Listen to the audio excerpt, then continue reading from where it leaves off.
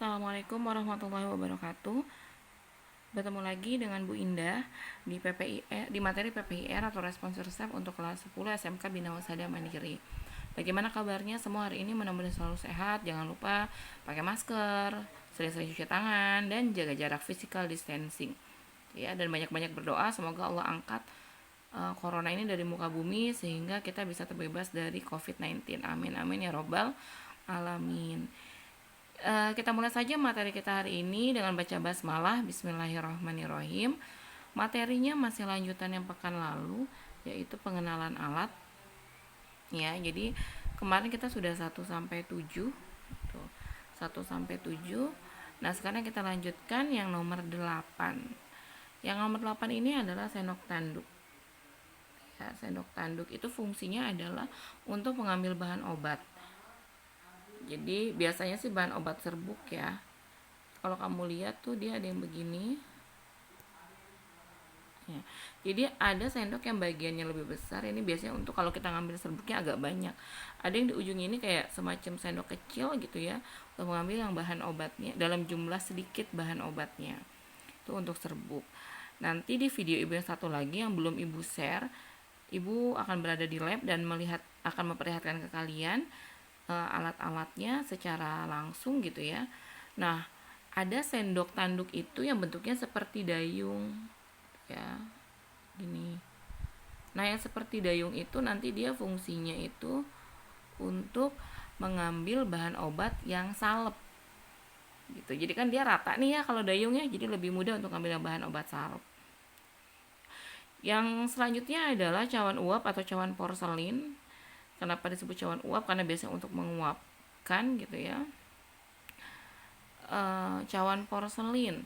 Cawan porselin kenapa disebut cawan porselin? Karena terbuat dari porselin. Yang pertama adalah untuk menimbang bahan obat cair. Jadi kebayangkan kalau misalnya kita mau nimbang alkohol misalnya atau sediaan sirup, apakah pakai kertas perkamen? Kan nggak mungkin ya. Gitu, pasti akan tumpah. Maka kita gunakan namanya cawan uap ini untuk menimbang bahan obat cair.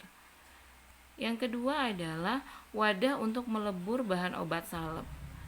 Jadi nanti ada beberapa bahan obat yang bentuknya setengah padat, itu ya, bahan-bahan salep, dan nanti harus dilebur menjadi cair. Nah, ini adalah fungsi dari cawan uap. Dan selanjutnya cawan uap ini juga berfungsi untuk menguapkan bahan obat cair, misalnya tinktur dan lain sebagainya ya, itu untuk menguapkan. Yang 10 adalah kaca arloji. Kaca arloji ini terbuat dari kaca. Dia agak pipih ya, tidak seperti cawan. Kalau cawan kan kamu lihat ya, dia kayak semacam mangkok gitu ya, mangkok kecil. Kalau kaca arloji ini dia lebih pipih.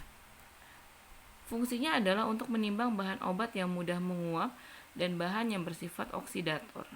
Tuh. Baik cawan uap ataupun kaca arloji itu nanti mereka punya ukuran dan biasanya dipakainya sepasang gitu ya. Selanjutnya adalah pinset. Kalau di lab farmasi ini, pinset ini fungsinya adalah untuk mengambil anak timbangan. Jadi kemarin ibu udah jelaskan, anak timbangannya tidak boleh diambil langsung pakai tangan kita. Kebayangkan anak timbangannya kecil-kecil kemarin itu yang ibu liatin di video ya, yang 50 mg, 10 mg, 100 mg itu kan sangat kecil ya. Jadi khawatirnya kotoran-kotoran dan debu yang ada di tangan kita itu bisa mengurangi bisa mengurangi dari bobotnya anak timbangan gitu ya. Jadi bisa mengurangi bobot anak timbangan itu kan, karena di tangan kita ada kotoran dan lain sebagainya. Maka kita menggunakan pinset dan mengambilnya juga lebih mudah kalau pakai pinset gitu ya. Nanti akan kalian rasakan kalau kalian sudah praktek. Yang ke-12 adalah pipet. Pipetnya ini yang terbuat dari kaca. Nanti ada juga pipet plastik. Kalau ibu sih sarannya lebih baik pakai pipet kaca ya, karena dia bisa dicuci juga dan lebih mudah, walaupun kalau tidak disimpan baik-baik akan mudah pecah gitu. Fungsi pipet adalah untuk mengambil bahan obat cair dalam jumlah kecil atau sedikit. Misalnya kita hanya butuh untuk menambahkan sedikit saja cairan atau air, maka kita pakai pipet. Ya. Yang ke-13 adalah kertas perkamen yang tadi sudah ibu sebutkan. Kertas perkamen ini dia fungsinya adalah untuk sebagai wadah untuk menimbang bahan obat serbuk ataupun bahan obat setengah padat seperti bahan obat-obat salep ya. Jadi nanti diletakkan serbuknya di kertas perkamen ini. Yang ke-14 itu adalah pengayak atau ayakan. Jadi nanti ada beberapa serbuk yang harus diayak ya supaya lebih halus. Jadi fungsi ayakan itu sendiri adalah untuk mengayak serbuk sampai derajat halus yang kita inginkan. Gitu. Jadi di lab ini nanti ada teorinya dari Bu Nova ya. Kalau kamu belajar ilmu resep pasti ada nih di Bu Nova nih. Nanti kamu perhatikan deh. Di lab kita ini ayakan itu ada 2 jenis. Ada yang ayakan nomor 100 ya. Ada yang nomor 75. Bedanya apa? Bedanya kalau untuk nomor 100 itu biasanya bahan obatnya yang diayak adalah yang tidak boleh mengandung lemak atau yang tidak mengandung bahan obat lemak. Bahan obat lemak itu contohnya apa? Bahan-bahan salep. Ya, jadi Ibu ulangi, ayakan nomor 100 ini digunakan untuk serbuk-serbuk yang tidak mengandung bahan berlemak. Sedangkan kalau nomor 75 digunakan untuk serbuk-serbuk yang mengandung bahan obat berlemak. Contohnya ayakan ini apa sih? Misalnya mau bikin bedak. Bedaknya sudah selesai. Udah selesai kita buat nih, ada di lumpang. Nah, untuk mencapai derajat halus yang lebih, namanya bedak kan kalau ditaburkan di bagian luka ataupun ataupun untuk wajah misalnya kan harus halus. Maka dia diayak dulu. Pengen seberapa halusnya? Tinggal dipilih nomor 100 atau 75. Sampai derajat halus yang diinginkan. Biasanya kalau bedaknya tidak mengandung bahan berlemak, diayak pakai ayakan nomor 100. Nomor 15 adalah sudip. Kalau kamu punya kenalan kakak kelas yang farmasi juga gitu ya, atau punya saudara yang farmasi, pasti ini terkenal banget ini sudip ya. Sudip itu biasanya kita bikinnya dari ini loh. Dari plastik film bekas ronsen, tahu kan? Jadi kalau misalnya ada bekas ronsen yang sudah tidak dipakai, silakan direndam dulu pakai air sabun, disikat tuh sampai item-itemnya hilang, sampai dia kembali kepada warna biru ya, biru polos gitu ya. Nah nanti tinggal diguntingin tuh, bentuknya biasanya adalah supaya mudah nanti begini. Bentuknya seperti ini. Kita bikin dari mulai yang agak besar sampai yang agak kecil. Karena kalau untuk salep biasanya kita gunakan kalau jumlahnya sedikit kita pakai sudipnya agak kecil. Fungsinya apa sih? Fungsi sudip adalah untuk mengambil atau memindahkan sediaan obat yang sudah digerus, sudah jadi nih. Sudah jadi di lumpang, dipindahkan ke wadah obat. Misalnya salep sudah jadi di lumpang, maka kita memindahkan ke botol obatnya, ke pot plastik tempat salepnya. Itu ya, maka kita pindahkan pakai sudip. Nggak boleh pakai sendok, pakai sudip pindahinnya. Karena apa? Kalau pakai sendok khawatir masih ada yang tertinggal. Kalau pakai sudip, kalau kamunya rapi dan bersih, maka semua zatnya bisa masuk ke dalam wadah. Bikin bedak juga begitu. Kalau bikin bedak atau serbuk, diharapkan sudipnya agak lebih lebar, lebih besar, supaya ngambilnya bisa lebih banyak. Yang ke-16 adalah water bath atau penangas air. Ada yang bentuknya seperti ini bulat, ada yang bentuknya kalau di lab kita itu bentuknya dia segi 4 ya, persegi. Ada bolong-bolongan seperti ini, seperti yang digambar ini. Ini cuma kalau ini kan bulat ya. Nih, bulat-bulat.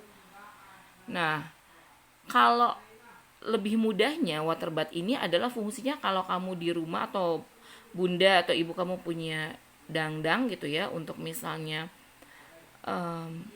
ngukus pisang gitu ya, ngukus singkong misalnya gitu. Nah ini fungsinya hampir mirip seperti itu. Jadi yang nanti memanaskan bukan airnya langsung, tetapi uap air.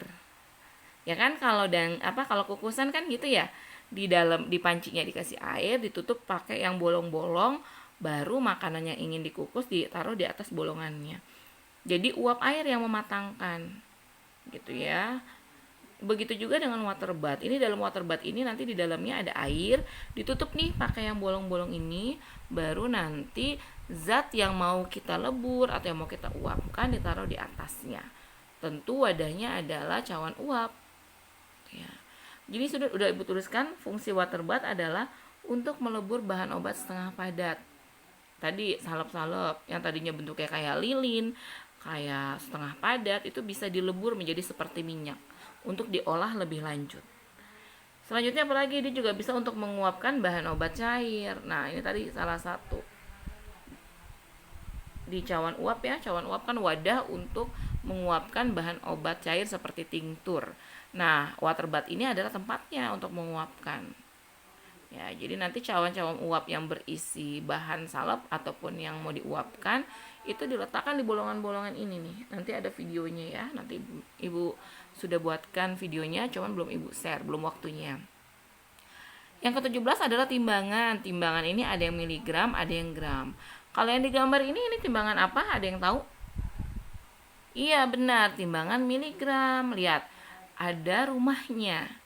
Ya kan, kemarin timbangan miligram. Yang ada rumahnya adalah nih, yang ada ini rumahnya ya, yang ada rumahnya ini kayak lacinya, kayak lemarinya itu adalah timbangan miligram. Kenapa? Karena dia bentuknya sangat kecil untuk menimbang bahan-bahan obat yang sedikit gitu ya. Jadi dilindungi dengan rumahnya. Timbangan miligram fungsinya sudah di catatan yang lalu, bisa dibaca sendiri. Timbangan gram juga sudah. Yang ke-18 adalah botol semprot. Botol semprot ini fungsinya adalah untuk menyimpan Aquades dan juga nantinya untuk menyemprotkan Aquades kalau dibutuhkan. Kenapa sih butuh disemprotkan? Ada saatnya kita butuh aqua hanya dalam jumlah sedikit, gitu ya. Itu kalau disemprotkan. Bisa juga kita keluarkan aquanya dalam jumlah banyak dengan cara menekan bagian botolnya. Nanti Aquadesnya keluar melalui ini. Jadi kalau bentuknya tuh begini, itu kan dia bikinnya miring ya. Jadi kalau lurusnya tuh begini. Ini ya, terus di sini ada itunya. Buat menyiram atau buat menyemprotkan Aquadesnya. Yang 19 adalah, oh ya maaf, Ibu, apa sih Aquades? Aquades itu adalah air yang digunakan di lab resep. Aquades itu air yang sudah disuling, aqua destillata, yang sudah mengalami proses destilasi gitu ya, 1 kali proses destilasinya gitu ya, yang sudah didestilasi. Jadi sudah bersih airnya gitu ya, tidak mengandung zat-zat yang lain gitu. Jadi air murni. Yang ke-19 adalah sendok porselin. Sendok porselin ini kalau kita lihat bentuknya mirip-mirip sama sendok tanduk ya. Nah, bedanya adalah pertama dia terbuat dari porselin. Fungsinya apa? Fungsinya untuk mengambil bahan obat yang bersifat oksidator. Contohnya iodium. Jadi iodium ini ditimbangnya di kaca arloji, ngambilnya pakai sendok porselin. Kenapa? Karena dia bersifat oksidator. Ya, jadi kalau pakai kertas biasa nanti kertasnya teroksidasi gitu ya, menjadi seperti warna arang gitu, hitam. Maka dipakai alat-alat yang dari kaca atau dari porselin untuk menimbang dan mengambil iodium gitu ya. Nah, nanti kan tadi 17 itu adalah timbangan. Jadi yang nanti kalian cantumkan di buku baik buku catatan ataupun di buku jurnal kecil, kan Ibu tugaskan untuk membuat jurnal kecil ya. Jurnal kecil pengenalan alat, di mana alatnya di print, gambar-gambar alatnya di print bukan digambar. Kalau di catatan boleh digambar. Di jurnal kecil gambar alatnya harus di print. Nah, tadi di 17A itu kan timbangan miligram, ini 17B timbangan gram. Jadi silakan nanti perhatikan note dari Ibu, cari gambarnya untuk jurnal kecil yang ada bagian-bagian timbangannya. Seperti gambar yang ini yang sudah Ibu sampaikan di sini. Ini ya, nih gambarnya kan ada keterangannya nih. Nomornya, keterangan apa? Supaya apa? Supaya kamu juga belajar, paham. Oh, ini lebih mengenal. Oh, ini yang namanya lengan timbangan, pisau tangan, dan lain sebagainya. Gitu ya. Timbangannya jadi nanti dibikinnya 2, ada timbangan miligram, timbangan gram. Khusus untuk ini alat, sebenarnya bagian-bagian timbangan sama aja di gram maupun yang di timbangan miligram ya. Jadi cari nanti yang ada gambarnya seperti ini, ada bagian-bagiannya. Oke, untuk pengenalan alat sampai 18 saja tadi ya, sampai sendok porselin. Nanti kalau ada yang kurang bisa Ibu tambahkan lagi, atau nanti Ibu share lagi video yang sudah Ibu buat Mudah-mudahan nanti bisa dilihat oleh kalian. Ibu rasa untuk pengenalan alat cukup sampai 18 item. Silahkan kalau ada yang mau bertanya bisa ditanyakan di grup WA. Ibu cukupkan untuk pelajaran hari ini. Kurang lebihnya mohon maaf. Assalamualaikum warahmatullahi wabarakatuh.